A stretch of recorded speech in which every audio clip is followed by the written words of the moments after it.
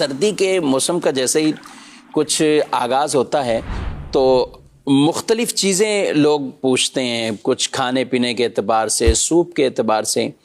ایک یہ بھی بتایا گیا کہ کیکڑے کا سوپ بھی اب باقاعدہ کوئی چھپ چھپا کر نہیں، بلکہ اس کے بھی پورے ٹھیلے اور اڈے موجود ہیں کہ جہاں دیگر سوپ کے ساتھ ساتھ کیکڑے کا سوپ وہ دیا جاتا ہے۔ کہتے ہیں کہ اس سے سردی میں بڑا افاقہ ہوتا ہے اور سردی کم لگتی ہے۔ تو کیکڑا کھانا یا اس کا سوپ کیا کہیں گے آپ؟ بسم اللہ الرحمن الرحیم۔ فقہ حنفی کے اندر سمندر کے جانوروں کے اندر صرف اور صرف مچھلی یہ حلال ہے۔ ٹھیک۔ مچھلی کے علاوہ کوئی اور جانور سمندر کا یہ حلال نہیں ہے، حرام ہے۔ مچھلی بھی اگر ایسی مچھلی کہ جو خود بخود طبعی موت مر کر سمندر کے اندر الٹی تیر گئی تو اس صورت میں اس کو کھانا بھی حرام ہے۔ باقی اس کے علاوہ عام طور پہ جو مچھلی شکار کی جاتی ہے، پکڑی جاتی ہے، وہ حلال ہے کھانا۔ لیکن اس کے علاوہ جو دیگر سمندری جانور ہیں، جیسے مثال کے طور پہ یہیں کیکڑا جو بیان کیا گیا، تو اس کا کھانا یہ حرام ہے۔ اس کا کھانا بھی حرام، اسی طرح اس کا سوپ نکال کے جو پیا جاتا ہے، اور واقعی ایسا بہت عام ہے اور لوگ یہ سمجھتے بھی ہیں کہ بھئی یہ سردی میں مفید ہے، تو ٹھیک ہے، طبی اعتبار سے بھلے مفید ہوتا رہے لیکن شرعی اعتبار سے یہ جائز نہیں ہے، اس کا استعمال کرنا حرام ہے۔ اور جو اس کو اس طرح بیچ رہے ہیں تو بیچنے کا کام بھی وہ غلط کر رہے ہیں، ان کا بیچنا بھی یہ درست نہیں ہے۔ ٹھیک ہے۔ اچھا، تو آپ نے کہا کہ صرف مچھلی کے علاوہ کوئی، تو اس میں سوال پیدا ہوگا بھی جھینگا کیا چیز ہے؟ ہم دیکھیں بنیادی اعتبار سے تو مچھلی ہی حلال ہے، دوسرا کوئی جانور حلال نہیں۔ جھینگے میں مسئلہ یہ ہے کہ جھینگے کے بارے میں علماء کا اختلاف رہا ہے کہ جھینگا مچھلی ہے یا نہیں ہے۔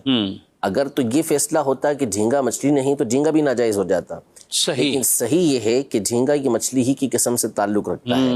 تو جب یہ مچھلی ہے تو پھر اس کے کھانا یہ بنیادی اعتبار سے جائز ہو گیا۔ البتہ چونکہ اس میں اختلاف ہے علماء کا کہ یہ مچھلی ہے یا نہیں ہے، تو اس لیے احتیاط اس کے اندر ہے کہ اس کو نہ کھایا جائے۔ امام اہل سنت اعلیٰ حضرت الشاہ امام احمد رضا خان رحمۃ اللہ تعالی علیہ نے فتویٰ اسی بات کا دیا کہ جھینگا کھانا یہ شرعاً حلال ہے، سوائے بالکل چھوٹا کوئی جھینگا ہو تو ایک الگ بات ہے۔ باقی جھینگا کھانا یہ حلال ہے، لیکن اس کے کھانے سے بچنا یہ بہتر ہے۔ بچنا یہ بہتر ہے، ٹھیک ہے۔ اچھا، کچھ جیسے آپ نے کہا سردی سے بچنے کے لیے اگر ہو بھی اس طرح کا معاملہ تو بھی اس کی اجازت نہیں دی جائے گی۔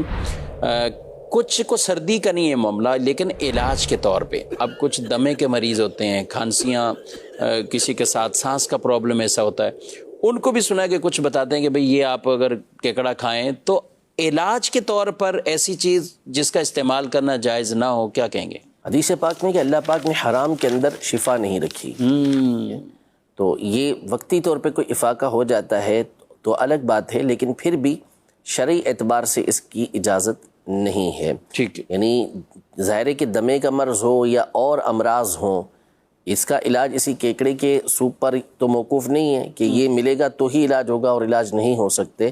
یقیناً بہت سارے علاج ہیں، بہت سارے علاج موجود ہیں اور ڈاکٹرز کرتے بھی ہیں اس کا علاج، تو لہذا وہ علاج کروانا ہوں گے۔